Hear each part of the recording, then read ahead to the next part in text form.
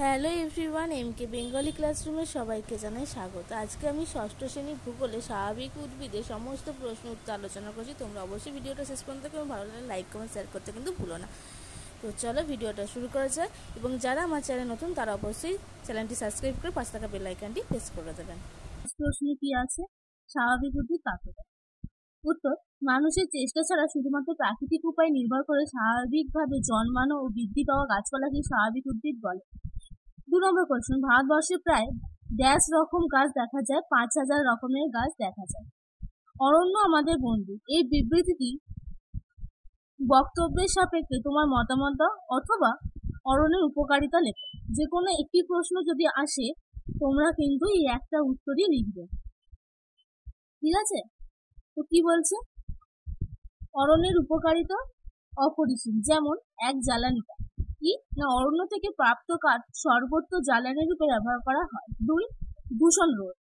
বায়ু থেকে carbon die oxide শোষণ করে এবং অক্সিজেন বায়ু যোগ করে অরণ্য আমাদের পরিবেশকে রক্ষা করে। 3. মাটি রোধ। উদ্ভিদ মাটিকে শিকড় দিয়ে আঁকড়ে ধরে রাখে, ক্ষয়ের হাত থেকে রক্ষা করে। নেক্সট, বৃষ্টিপাত। অরণ্য বাষ্পমোচনের সাহায্যে বাতাসের জলীয় বাষ্প দিয়ে বৃষ্টিপাত ঘটাতে সাহায্য করে এবং খরা নিয়ন্ত্রণ করে। 5. বন্যা নিয়ন্ত্রণ। মৃত্তিকা ক্ষয় কম হলে নদীতে মাটির সঞ্চয় কম হয়, ফলে নদীর গভীর থাকে, বন্যার প্রকোপ হ্রাস পায়। 6. উপজাত দ্রব্য। মধু, মোম, গদ, রজন, আঠা, ধুনা, রাবার প্রভৃতি নানা উপজাত দ্রব্য পাওয়া যায়। 7. শিল্প। কাষ্ঠ শিল্প, কাগজ শিল্প কাঠ সরবরাহ করে। নেক্সট প্রশ্ন: অরণ্য সংরক্ষণ পদ্ধতিগুলি লেখো। অরণ্যের গুরুত্ব বুঝতে পারে মানুষ সংরক্ষণের দিকে নজর দিয়েছে। এর জন্য যে যে ব্যবস্থা নেওয়া হয়েছে তা হলো: 1. বনসৃজন। 2. পশুচারণ নিয়ন্ত্রণ। 3. আইন প্রণয়ন। 4.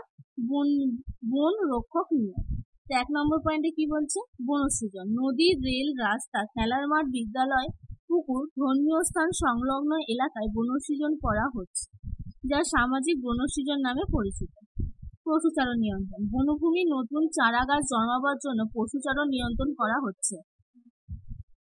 3. আইন প্রণয়ন। গাছ কাটা বন্ধ করার জন্য সরকার নতুন আইন প্রণয়ন করেছে। 4. বনরক্ষক নিয়ম। চোরাচালানকারীর হাত থেকে বনের সম্পদ রক্ষা ও তাদের দেখাশোনার জন্য বনরক্ষক নিয়োগ করেছে। ভারতের স্বাভাবিক উদ্ভিদকে কয় ভাগে ভাগ করা হয় ও কি কি? 5 ভাগে ভাগ করা হয়। 1. ক্রান্তীয় চিরসবুজ অরণ্য। 2. ক্রান্তীয় পাতাঝরা বা পর্ণমোচী অরণ্য। 3. মরু উদ্ভিদ। 4. লবণাম্ব অরণ্য এবং 5. পার্বত্য নাতিশীতোষ্ণ অরণ্য। একটি মরু উদ্ভিদের নাম লেখো। ফণিমনসা। 200 সেমির বেশি বৃষ্টিপাতযুক্ত অঞ্চলে কি জাতীয় উদ্ভিদ জন্মায়? চিরহরিৎ। পশ্চিমঘাট পর্বতের পশ্চিম ঢালে দেখা যায় কোন জাতীয় অরণ্য? ক্রান্তীয় চিরসবুজ অরণ্য। 7. সুন্দরী গাছের নাম অনুসারে সুন্দরবনের নামকরণ হয়। 8.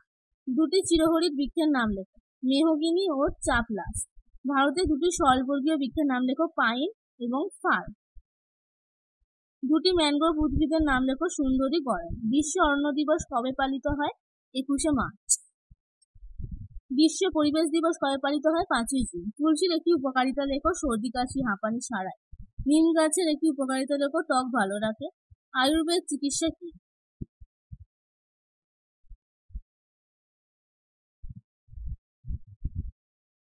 ভারতে প্রাচীনকাল থেকে বিভিন্ন ভেষজ উদ্ভিদ বিভিন্ন রোগের উপশম ঘটিয়ে ব্যবহার হয়ে আসছে। এর উপর ভিত্তি করে যে চিকিৎসা পদ্ধতি গড়ে উঠেছে তার নাম আয়ুর্বেদ চিকিৎসা, যেমন তুলসী, বাসক, নিম ইত্যাদি। অরণ্যের সংজ্ঞা বলতে কি বোঝো? গাছ না কেটে অরণ্যকে সুরক্ষিত রাখা এবং বনসৃজনের মাধ্যমে অরণ্যের আয়তন বাড়ানোর প্রচেষ্টাকে অরণ্য সংরক্ষণ বলে।